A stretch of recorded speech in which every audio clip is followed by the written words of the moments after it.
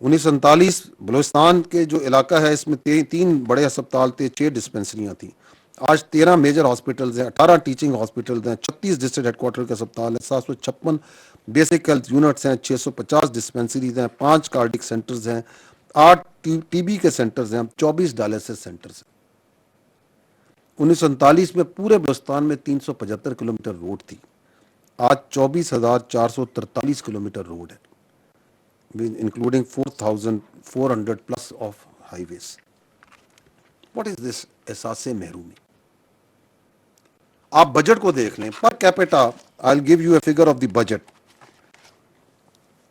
The per capita budget of Balochistan is 75,000 plus. It is more than any other province. جو پنجاب کا per capita ہے وہ 45,000 سے کم ہے. تو کس احساس سے محرومی کی بنیاد پر یہ بیانیہ کھڑا کیا جائے؟ وہ اس بنیاد پہ کھڑا کیا جائے کہ ہم بلوچستان میں ڈیولپمنٹ نہیں ہونے دیں گے. اس لیے تو مارتے ہیں مزدوروں کو، اسی لیے تو حملے کرتے ہیں روڈوں کے اوپر. روڈ کوئی ہسپتال، کوئی آپ کا جو برج ہے، کوئی ملٹری ٹارگٹس ہیں.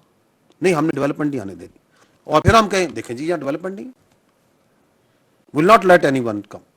جو آئے گا، جو ڈیولپمنٹ کرے گا، جو اسکول میں کام کرے گا، جو ایگریکلچر میں کام کرنا چاہے گا، جو کوئی انڈسٹری لگانا چاہے گا، جو کوئی یونیورسٹی میں پڑھائے گا، ہم اسے ماریں گے. تاکہ جو سردار ہیں ان کی جو فوجیں ہیں وہ تیار رہیں، وہ لوگ بچے ان کے جون سے ہیں، ان کے قبیلوں کے، وہ ترقی نہ کر سکیں. They can not rise. احساس نمائندگی کا بیانیہ کی بات کرتے ہیں. یہ 1973 سے یہ اسمبلیز جو سی ہیں وہاں پہ وہی پولیٹیکل سسٹم ہے جو کہ باقی ہے صوبوں میں.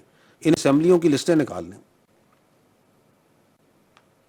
وہی لوگ ہیں، وہی خانزادے ہیں، وہی نوابزادے ہیں، وہی خاندان ہے، وہی ریلیجس پارٹیز ہیں، ان کے وہی نام ہیں، وہی جیتے آ رہے ہیں، یا وہ جیتے ہیں یا ان کے خاندان والے، یا بھائی یا باپ یا والد یا بہن، یا وہی ہیں، انہی کو ووٹ دے رہے ہیں.